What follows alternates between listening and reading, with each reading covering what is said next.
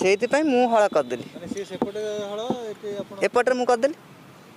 ଖରାପ କାହିଁ ଆଜ୍ଞା ଲାଗିବ ସେ ତ କରିପାରିଲେନି ମୁଁ କଲି ଆଉ ଅସୁବିଧା ସେଥିରୁ କ'ଣ ହେଲା ସେ କରିପାରିଲେନି ନେଇଛି ନା ମୋ ପାଖକୁ ସେ ଆସିଲା ଆଉ ସେ ତାଙ୍କ ଜମି ନ କରିପାରିବ ହଳ ଆଉ ତାଙ୍କର ଦୋଷ ନା ଆଉ ଆମର ଦୋଷ ଆଉ ସିଏ ହଳ ନ କରିପାରିଲେ ଦୋଷରୁ ମୁଁ ହଳ କଲି ଆଉ ସେ ତ କେବେ ଭୁଲ ହେବନି ମୋ ଭାଗ୍ୟରେ ଯଦି ଲେଖା ଥିଲା ସିଏ ନାହାନ୍ତି ମୁଁ କ'ଣ କରିପାରିବି। ଅଜା ଡାକିବେ ଆଉ କ'ଣ ଡାକିବେ ଅଜା ସେ ବାହାଘର କରିଛନ୍ତି ଗୋଟେ ବାପା ପଇସା ରକମ ଲୋକ ସିଏ ଦେଖୁନା ତା ସାଇଜ୍ କି ଆ ସାଇଜ୍ କ'ଣ ହେବ ଆଉ ମୋ ସାଇଜ୍ ଦେଖୁନା ତା ସାଇଜ୍ ଖାପ ଖାଉଛି ଆଉ ତାଙ୍କ ସାଇଜ୍ କ'ଣ ହେବ ତାଙ୍କ ପେଟ ଟିକେ ବଢ଼ିଛି ମାନେ ମୁହଁ ଗୋଟେ ଅଲଗା ପ୍ରକାର ଦେଖାହେଲାଣି ମୁଣ୍ଡରେ ଚୁଟି ନାହିଁ ଗୋଟେ ବୟସ୍କ ଲୋକ ଦେଖାହେଉଛନ୍ତି ବାପା ରକମ ଦେଖାହେଉଛନ୍ତି।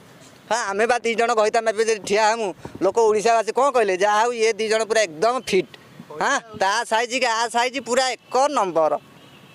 ଦେଖୁନା ଆଉ ସିଏ ତାଙ୍କୁ ଦେଖ ଆଙ୍କୁ ଦେଖ ମତେ ଦେଖ। ସେ ତ ଦେଖା ହେଉଛନ୍ତି ବାପା ଜେଜ ଭଳିଆ ଆଉ ପେଟ ଆଡ଼ୁ ଦେଖିଦେଲେ ତ ଲାଗୁଛି ପୃଥିବୀ ବସିଛି ତାଙ୍କ ପେଟରେ ଆଉ ମୁଁ ଦେଖୁ ଦେଖୁ କହୁଛି ମାନେ ଅଜା କି ଜେଜ ହେବେ ମାନେ ପିଲାମାନେ ଦେଖୁ ଦେଖୁ ଜାଣିପାରିବେ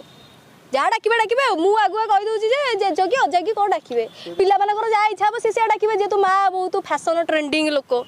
ଯାହା ଡାକିବେ ଡାକିବେ ଆଉ ଆଜିକାଲି ସେ ଚାଲୁଛି ଘରେ ଘରେ ସମସ୍ତଙ୍କର ଚାଲୁଛି କିନ୍ତୁ ଲୋକ ଆମକୁ ଏଇଠି ଦେଖିକି କହୁଥିବେ ଭାରି ବଜାତିଆ ବାଙ୍ଗିନାଟା ଇଏ ସିଏ କେତେ କ'ଣ କହି ପକାଉଛନ୍ତି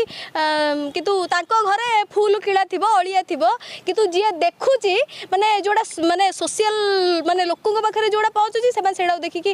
ସାଙ୍ଗେ ସାଙ୍ଗେ ପୁରା ଅଣ୍ଟାରେ ଲୁଗା ପିଡ଼ିକି ଆସିକି ପୁରା ବୟ ଶୋଧି ପକାଇଥିବେ କିନ୍ତୁ ତାଙ୍କର ଯେଉଁ କିଳା ଅଳିଆ ସେଇଟା ଆମେ କ'ଣ ଦେଖିବାକୁ ପାଉଛୁ ସେଇଟା କ'ଣ ଭାଇରାଲ ହେଉଛି ନା କ'ଣ ହେଉଛି ମୁଁ ସେଇ ସୋସିଆଲ ମିଡ଼ିଆକୁ ସେଇଥିପାଇଁ ପସନ୍ଦ କରେ ମୁଁ ଲୋକଙ୍କୁ ଆଗକୁ ଆସିବା ପାଇଁ ଚାହେଁ ଆଜ୍ଞା ସେଇଥିପାଇଁ ମୁଁ ଆଙ୍କୁ ବାହାରିଲି ପ୍ରଥମ ସ୍ୱାମୀକି ରିଜେକ୍ଟ କରିକି ଆଙ୍କ ସାଙ୍ଗରେ ପଳେଇଲି ଆଉ କ'ଣ ନା ମୋର ସେ ଯେଉଁ ଇନଷ୍ଟାଗ୍ରାମ ଆଇଡି ଦେଖିଲେ